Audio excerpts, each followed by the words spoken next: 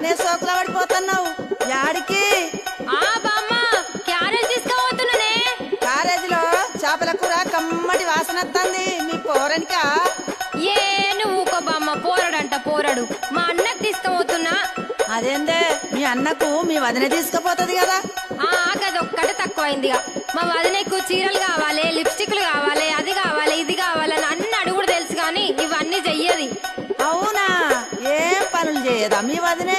ఇంతకు ఏమేమి అడుగుతుందో జర చెప్పరాదు.